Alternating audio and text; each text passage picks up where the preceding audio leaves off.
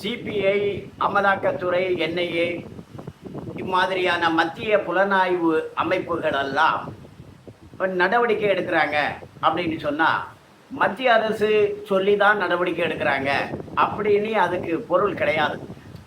உண்மையில் சொல்கிறதா இருந்தால் மாநிலங்களில் கூட காவல் நிலையத்தில் காவல்துறையில் ஒரு நடவடிக்கை எடுக்கிறாங்கன்னா அந்த மாநில அரசு சொல்லி தான் நடவடிக்கை எடுக்கிறாங்க அப்படின்னுட்டு சொல்ல முடியாது, சொல்லக்கூடாது.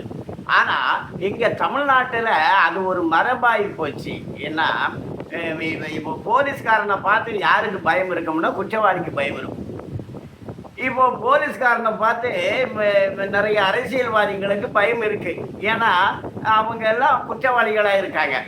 அதனால அந்த தமிழ்நாட்டில் அரசியலுங்கிறது எப்படி ஆயிடுச்சுன்னா, முதல்ல ஆட்சிக்கு வந்தோமா எல்லாம் அந்த போலீஸ் அதிகாரிகளெல்லாம் கையில் வச்சோமா, நமக்கு பிரச்சனை இல்லாமல் பார்த்துக்கிட்டோமா, எதிராளியை மாட்டி விட்டோமா, இதுதான் நம்ம வேலை அப்படின்னுட்டு தமிழ்நாட்டில் அப்படி நினைக்கிறாங்க. தமிழ்நாட்டில் நினைக்கிற மாதிரி அரசியல் இல்லை பாரதிய ஜனதா கட்சியினுடைய அரசியல். இப்போ சிபிஐங்கிறது மத்திய புலனாய்வு அமைப்பு தான், என்ஐஏங்கிறது மத்திய விசாரணை அமைப்பு தான், அதே போல் வருமான வரித்துறை மத்திய அமைப்பு தான், அமலாக்கத்துறை மத்திய அமைப்பு தான். அதாவது கள்ளப்பணம் எங்கே இருந்து எங்கே போகுது, பண பரிமாற்றம் அது நல்ல பண பரிமாற்றமா கள்ள பண பரிமாற்றமா அப்படின்னு கண்டுபிடிக்கிறது தான் அமலாக்கத்துறை. இது மத்திய துறை தான். மத்திய துறையாக இருந்தாலும் பாரதிய ஜனதா கட்சி அதில் தலையிடுவது இல்லை. பிரதமர் நரேந்திர மோடிக்கும் அதுக்கும் சம்மந்தம் கிடையாது. ஏன்னா டிபார்ட்மெண்ட்ல அவங்க வேலையை அவங்க சரியா செய்வாங்க. பிரதமர் நரேந்திர மோடி அவர்கள் அம்மாதிரியான ஐபிஎஸ் அதிகாரிகளை எல்லாம் ஒரு இடத்துல கூட்டி என்ன சொன்னாருன்னா, நீங்க உங்களுடைய கடமையை சரியா செய்யணும், யாரையும் தப்பிக்க விடக்கூடாது, உங்களுடைய நடவடிக்கைகளை நீங்க நேர்மையா செய்யணும் அப்படின்னு தான் ஒரே ஒரு அட்வைஸ் தான் பண்ணிருக்காரு. நீ இதை பண்ணு அதை பண்ணாத அப்படிங்கிறதெல்லாம் பிஜேபி செய்யவே செய்யாது.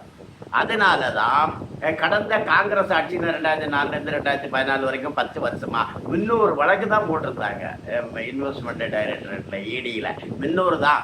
இப்போ 10 வருஷமா 3000 வழக்குக்கு மேலே, 11 வருஷம் ஆகுது, 3000 வழக்குக்கு மேலே போட்டிருக்காங்க.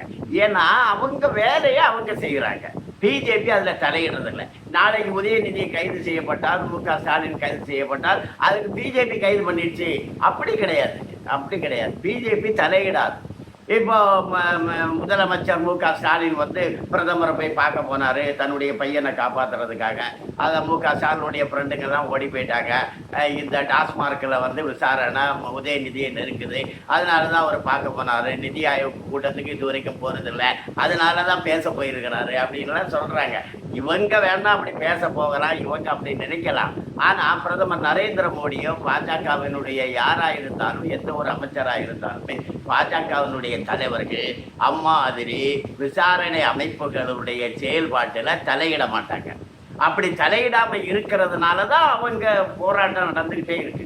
ஏன்னா நீதிமன்றம் இருக்கு. நீதிமன்றம் நம்முடைய அரசியலமைப்பு சட்டம் நிரபராதி மாட்டிடக்கூடாது, அவங்க நிரபராதி தண்டிக்கப்படக்கூடாதுங்கிறதுக்காண்டி நிறைய வாய்ப்புகளை கொடுத்துருக்காங்க. அதனால வாய்தான்னு வாங்குவாங்க, இடைக்கால தடைகளை வாங்குவாங்க. இதெல்லாம் தாண்டி மத்திய புலனாய்வு அமைப்புகள் குற்றவாளிகளை கண்டுபிடிக்கும், அவர்களுக்கு தண்டனையை வாங்கி தருவார்கள், இது உறுதி. ஆனா இதை செய்கிறது பிஜேபி தான். பிஜேபியினுடைய நேர்மை தான் இதை செய்யுது. பிஜேபி தலையிடாததுனால இது நடக்குது. ஆனா பிஜேபி தான் நீ அவனை கைது பண்ண இவனை கைது பண்ணாத அப்படின்னு சொல்றது கிடையாது. இப்போ உதயநிதி கைது பண்ணா அது பிஜேபி தான் பண்ணுச்சு அப்படின்னு கிடையாது. பிஜேபியினுடைய நேர்மை அதற்கு ஒரு காரணம் அப்படிங்கிறது தான். வணக்கம்.